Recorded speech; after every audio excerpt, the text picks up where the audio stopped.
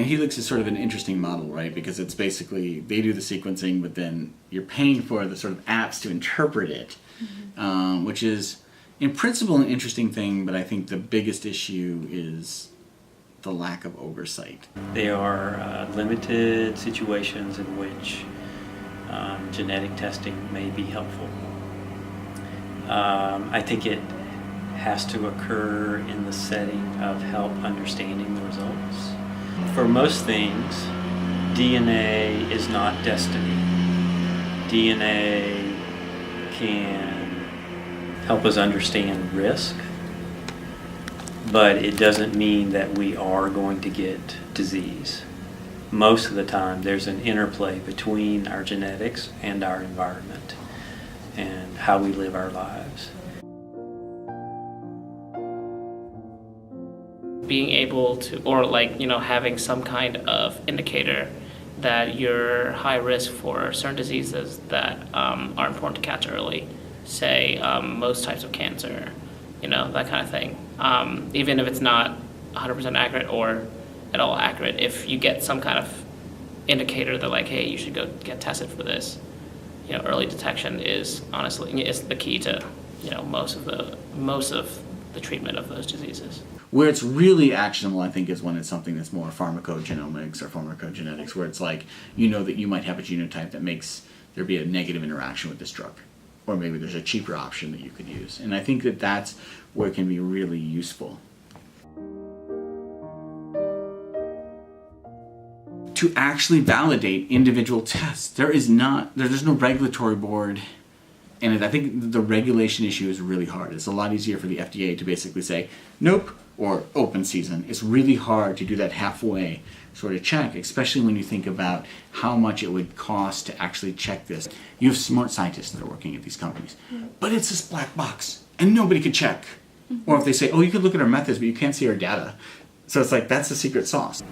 Even so, the companies admit that they're still learning what these results mean. So if you get your test done now and get it 2 years from now, would the result even be the same? Your genetics wouldn't change, but the understanding of the test may change in that time. This is a 100% voluntary thing, so if you don't want to know, you don't have to know.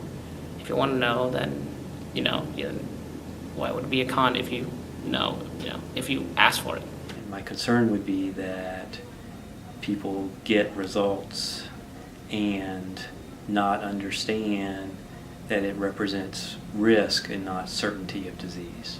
I don't know, I think that's something that you should personally think about before you take this kind of test, honestly, it's how it would affect your mental fortitude in the next couple of years or for the rest of your life. You should think about that before you take the test. So I actually don't think that people should be that afraid, but it's any results you get back should be treated with a grain of salt. Mm-hmm.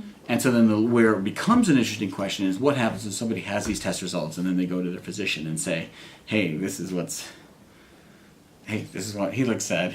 Mm-hmm. How then would physicians act on it? Okay? And one of the big issues that we have is that most existing physicians are not anywhere near geneticists. Right. And we have so many more pathologists than we have genetic counselors. So the problem is even if they have data, it's how does a family doc or any sort of clinician, how do they know how to parse that information? And that's actually really, really tough.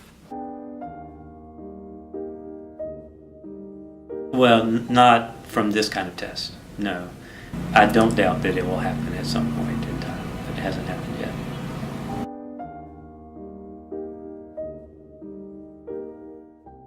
I would be one of the top 1,000 people in the world, and I still wouldn't fully trust it. Yeah. Does that make some sense? I feel like we're not there, mm-hmm. and I would trust myself more than I would somebody else, actually. Mm-hmm. More than I would trust a physician with interpreting genetic results.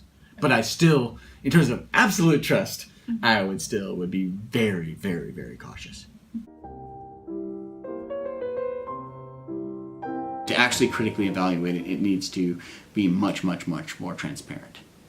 And I'm a bit biased in that I really think it needs to be on sort of the peer review standard, and so then that becomes something where it is out there publicly and anybody can look at it and you can evaluate it. I think they have to have a robust educational process to help lay people understand what their results mean.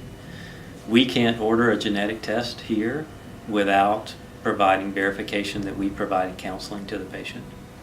Genetic tests and their implications are significant, and they can often be misunderstood